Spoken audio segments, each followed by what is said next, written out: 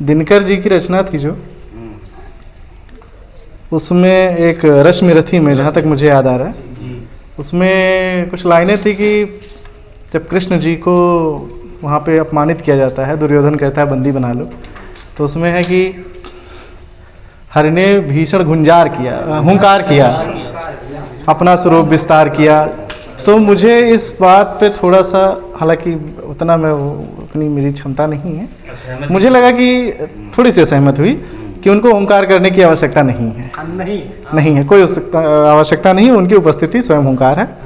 तो उस पर मैंने लिखा था शुरुआत से शांति प्रस्ताव पर, यदि मन खुद गणित विचारों का पोषक बन जाने लग जाए, यदि निज समाज का रक्षक ही शोषक बन जाने लग जाए, कर्तव्य पूर्ति में बाधक हो मेरी करुणा असहाय लगे, यदि सत्य वचन कटकर होवे जीवन ही जब निरुपाय लगे, निशस्त्र हुआ निशब्द हुआ आवेश भरा हो हर कण में, भयभीत रहे भावी क्षण से निस्वार्थ लिए उतरे रण में, वह युद्ध पतन का पोषक बन मानव समाज का शत्रु बने, इससे पहले इसकी निर्मिति का कारण खोजा है प्रभु ने। जो विष धारण करता है वही नीलकंठ कहलाता है। अब चूंकि कृष्ण जी ने विष धारण किया, युद्ध का पूरा भार अपने ऊपर लिया कि उनके होते हुए भी युद्ध हुआ, इसका उन्हें किया गया। जो विष धारण करता है वही नीलकंठ कहलाता है, इस सृष्ट हेतु मानव को ही भगवान बनाया जाता है। हरि छोड़ द्वारिका राज्य अतुल वैभव संपत्ति प्रदायिनी को आकर रुकते हैं, मिलते हैं विद्वान महान विदुर मुनि को। श्रीहरि भोजन पश्चात विदुर के साथ राजगृह आते हैं, स्वागत के हेतु महान पिता में भीष्म द्वार पर आते हैं। क्रुदोड़ स्वयं धृतराष्ट्र उठे, उठकर विशेष सम्मान दिया, शिष्टाचार आदि समापन कर हरि ने मधुरम आह्वान किया। यह समय अहिंसा व्रत का है, इस पर कुछ ध्यान दिया जाए, इस मातृभूमि का हित करके इसका सम्मान किया जाए।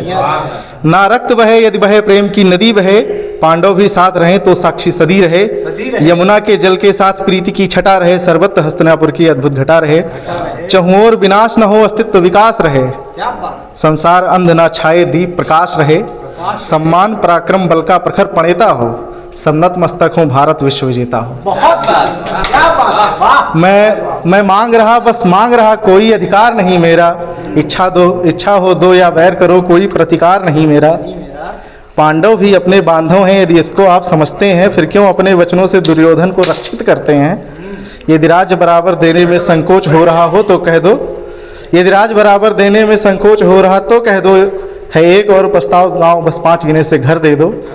है सत्य ही दुर्योधन अपनी कुटिल नीति से नहीं हिला, उस धर्म सभा में केशव पर अपमान भरा सर दिया चला। केशव मुस्काए और बड़े ऊंचे स्वर में ऐसे बोले, सिर्फ बोलने को मैंने इसमें उठाया कि केशव मुस्काए और बड़े ऊंचे स्वर में ऐसे बोले, ऐसा लगता हस्तिनापुरी के गज हैं एक साथ डोले। मेरा कर्तव्य रहा जो मैं इस रजत भूमि पर हुआ खड़ा, किंचित भी कम द्वारिका नहीं झुकता है हर एक शीश बड़ा। दुर्योधन अपने बल का अतिशय कर अभिमान उबल बैठा, दुर्योधन अपने बल का अतिशय कर अभिमान उबल बैठा, बहुभात संभाला शकुनी ने पर वह करके ही छल बैठा। आदेश दिया है द्वारपाल सैनिकों गणों को ले आओ, इस गरज रहे निशस्त्र सिंह पर घात करो काबू पाओ। सबने जाना विध्वंस धरा पर निश्चय ही हो जाएगा, जिन हाथों से नित सजन हुआ वो आज अगर उठ जाएगा। हर के आगे संसार अचल एक गेंद नुमा रह जाता है, सोचिए अगर ऐसा महान व्यक्तित्व दूत बनाता है। कर्तव्य धर्म यह कहता है अनुरक्षण स्वागत मान करो, उसकी बातें तो सुन ही लो, हाँ भले न जय जय गान करो। यह उत्तर था अब धर्म सुरक्षित रह न सकेगा युद्ध बिना, यह उत्तर था अब धर्म सुरक्षित रह न सकेगा युद्ध बिना। संकेत मिला है भारत को, हे भारत तुमसे सत्य छिना। हरि में सबको यमराज दिखाई लगने लगते हैं उस क्षण, हरि में सबको यमराज दिखाई देने लगते हैं उस क्षण, उनके सम्मुख आकर आंखें खोलें दिखती पृथ्वी एक कण। ब्रह्मांड ब्राह्मण एवं ब्रह्म के इष्ट उपासक हैं, केशव धीरज ही है जो इतने कटु वचनों पर जीवित हैं ये शव। मैंने उन्हें शव कहकर संबोधित करने का प्रयास किया। ब्रह्मांड ब्राह्मण एवं ब्रह्म के इष्ट उपासक हैं, केशव धीरज ही है जो इतने कटु वचनों पर जीवित हैं ये शव।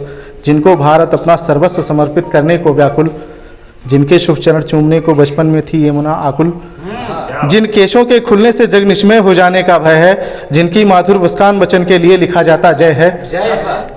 जिनकी तुलना यदि स्वयं विधाता करे नहीं हो पाएगी, बिन युद्ध हुए अब क्षण भी शांति नहीं संभव रह जाएगी।